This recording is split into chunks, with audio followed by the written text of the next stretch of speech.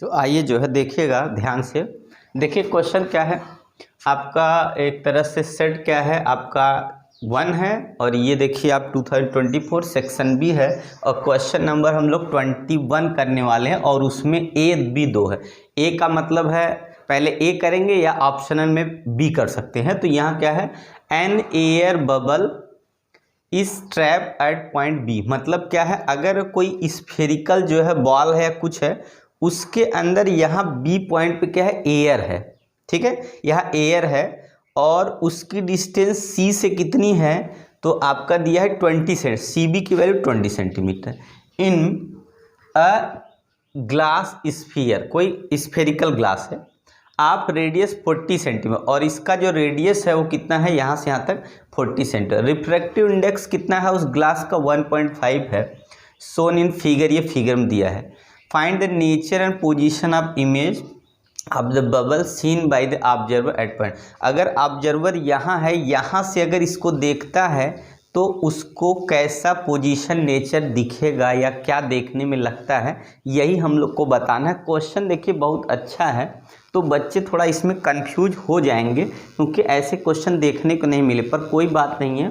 तो यहाँ पे जो ये होगा, देखिए यहाँ से क्या है, ये वाली जो वैल्यू होगी हमारी, अगर हम यहाँ से देखेंगे तो ये है, इसका मतलब है सेंटर ऑफ कर्वेचर, और सेंटर ऑफ कर्वेचर से अगर यहाँ ऑब्जेक्ट रखा है, इसका मतलब ये हमारा यू की वैल्यू हो गई। ठीक है, ऑब्जेक्ट कहाँ पे है, यहाँ पे है।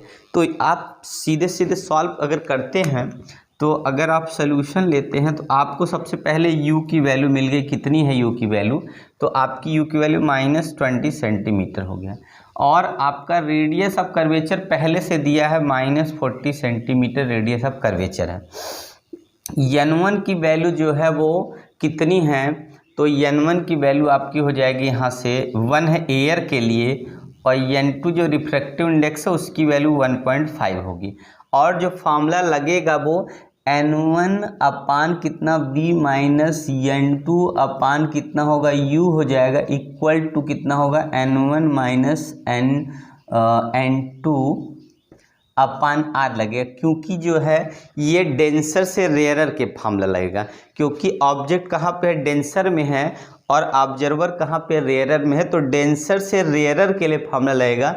इसलिए क्या है, n2 upon B minus n1 upon B नहीं, बल्कि n1 upon B minus n2 upon you is equal to n1 minus n2 upon r, ये लगा है। और इसके पहले जब रेयरर से डेंसर में होता था तो n2 B minus n1 u equal to n2 minus n1 upon r लगता था। तो आप कंफ्यूज यहाँ से बिल्कुल मत होइएगा।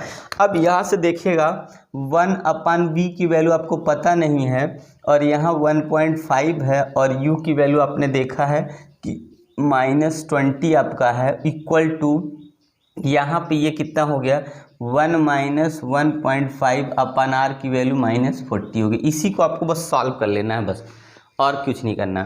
तो देखिएगा 1 अपान बी इज इक्वल टू, इसको सॉल्व करेंगे ध्यान से, प्लस हो जाएगा यहाँ पे, और इस प्लस को इधर लाएंगे। अब यहाँ कितना बचेगा, तो 0.5 अपान कितना हो गया यहाँ पे आपका, देखिए ये भी माइनस में बचेगा तो ये प्लस हो जाएगा 40, और ये वाला जब हमारा प्लस हो गया इस तरफ आएगा तो माइनस हो जाएगा। अब यहाँ कितना हो गया, इसको हम अगर 3/2 लिख दे, 1.5 को 3/2 लिखेंगे तो ये हो जाएगा 3 अपान, ये हो जाएगा हमारा 40 हो गया। ठीक है, तो 1 अपान बी इज इक्वल टू, इसको सॉल्व करेंगे अब, तो एलसीएम सेम है हमारा, एक तरह से एलसीएम सेम होने की वजह से कितना हो जाएगा, 3 में से इसको सब्ट्रैक्ट करेंगे तो आपका हो जाएगा -2.5 अपान 40 हो जाएगा। ठीक है, तो b की वैल्यू कितनी होगी, माइनस, अब ये 40 अपान कितना हो जाएगा, यहाँ पे 2.5 पॉइंट हटाएंगे तो यहाँ कितना होगा, 10 होगा, यहाँ पे 25 हो जाएगा। इसको इससे काट देंगे तो आपका हो जाएगा कितना, यहाँ 2 आ गया, यहाँ 5 से इसको काटेंगे तो कितना हो जाएगा, 8 आ जाएगा। तो b की वैल्यू आ गई -16 सेंटीमीटर। इसका मतलब है इमेज कहाँ बनेगा, -16 सेंटीमीटर पर बनेगा। नेचर कैसा, वर्चुअल है, कैसा है, वर्चुअल एंड वर्चुअल है। ठीक है, कैसा नेचर है, वर्चुअल है। तो ये हमारा हो गया, पोजीशन कितना होगा, -16 हो गया, और कैसा इमेज है, उसका नेचर कैसा वर्चुअल है आपका, तो नेचर वर्चुअल है और पोजीशन -16 सेंटीमीटर। तो देखिए आपने क्वेश्चन को आसानी से सॉल्व कर लिया। तो इस तरीके से क्वेश्चन आप कर सकते हैं, कोई दिक्कत नहीं है। क्वेश्चन क्या था कि सबसे पहले कोई ऑब्जेक्ट है जो क्या है ग्लास के अंदर, यहाँ पे एक एयर बबल्स हो जाता है, ऑब्जर्वर पी से देखता है बाहर से, तो इसका मतलब है डेंसर से रेयरर में जाएगा।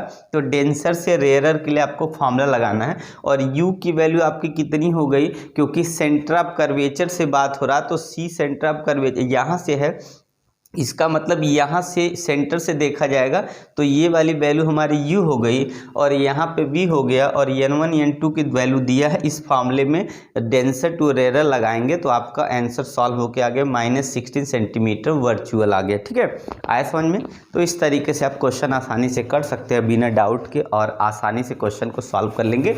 अगर आपने ऐसा किया है तो आपको फुल मार्क्स मिलेंगे, नहीं तो ठीक है थोड़े बहुत, अगर आपका फार्मूला अगर आपने कहीं से थोड़ी सी मिस्टेक कर दी होगी, ठीक है, तो आपका क्या है वर्चुअल है, और क्या है नेचर कैसा वर्चुअल है,